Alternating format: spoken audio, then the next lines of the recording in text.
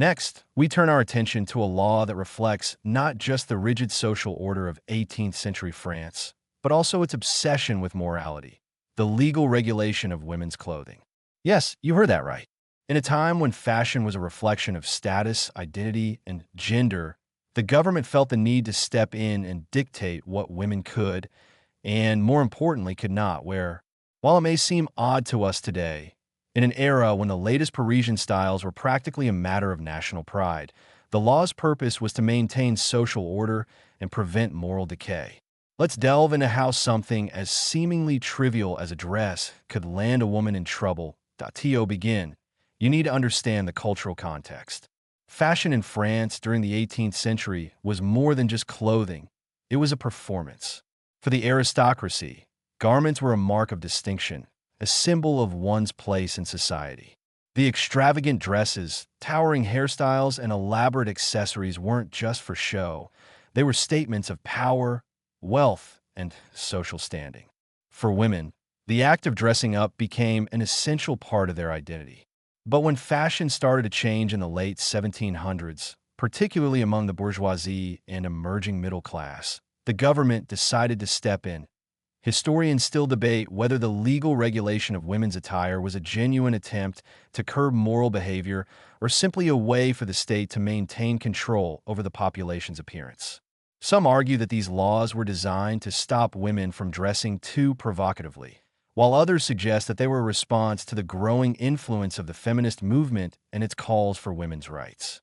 Regardless of the reasoning, the result was the same: a series of laws that dictated exactly what women were allowed to wear. One of the most notable laws was the prohibition on women wearing men's clothing. While today, cross-dressing might be seen as a form of personal expression or fashion, in 18th century France, it was a serious offense. The law was designed to maintain the strict gender roles of the time, which demanded that men and women adhere to their assigned fashions and identities. A woman wearing trousers, a coat, or any other traditionally male clothing wasn't just making a fashion statement. She was defying the natural order of things. But this law went beyond the realm of fashion. It was tied to the deeply ingrained social norms that governed nearly every aspect of daily life in 18th century France. Women, for instance, were expected to wear dresses and skirts, and anything that strayed from this norm was viewed as not only a fashion violation, but also a challenge to the very foundation of society. In a world where gender roles were strictly enforced, a woman in a man's outfit wasn't just breaking fashion rules. She was stepping into dangerous territory. Imagine the scene. You're a woman in Paris, perhaps a widow or a revolutionary sympathizer, and you decide to wear a pair of trousers to go about your daily business. You're confident in your outfit, believing it to be practical, even empowering. But as you walk through the streets, you suddenly feel eyes on you. Disapproving stares from passersby, the whispers of scandal growing louder. Soon, a group of soldiers approaches, their orders clear: arrest the woman in trousers. It's a crime, and you'll pay the price for defying gender norms. What happens next? Perhaps you're thrown into jail or forced to stand trial, where the punishment could range from a fine to imprisonment. This law wasn't just about preventing women from dressing like men. It was also an attempt to restrict their mobility. By preventing women from wearing clothes that were deemed practical for work or travel, the law ensured that women remained in their place, at home, under the care of their husbands or male relatives.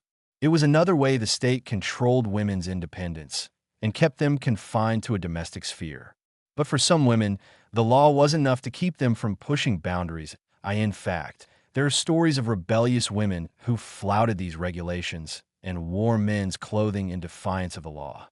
Some dressed as soldiers, others as sailors, all in an attempt to escape the oppressive roles that society had assigned to them.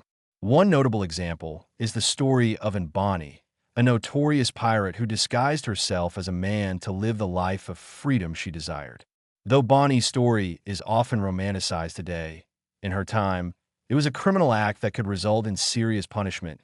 What's especially fascinating is that while these laws were often enforced with strict penalties, they were also somewhat fluid. The degree of punishment often depended on the woman's social standing. Wealthier women could sometimes get away with more transgressive fashion choices, while poorer women faced harsher consequences. This discrepancy created a world where women's fashion was governed not just by legal constraints, but also by class divisions. The rich could break the rules with impunity, while the poor paid the price for even the smallest act of rebellion. Historians continue to explore how these laws intersected with the broader social changes happening in 18th century France. On the one hand, they were about maintaining the status quo, keeping women firmly in their prescribed roles. But on the other hand, they inadvertently became a symbol of resistance for those who dared to challenge the system. Over time, as women began to demand more rights and autonomy, these laws started to look more and more absurd. And in some ways, the very attempt to control women's clothing ended up highlighting the very changes that were taking place in society, in the end, the legal regulation of women's clothing was a reflection of the patriarchal values that dominated French society at the time. But it also serves as a reminder of how fashion, at its core, is always political. The clothes we wear, or the clothes we're told we can't wear, are always tied to broader societal norms and expectations.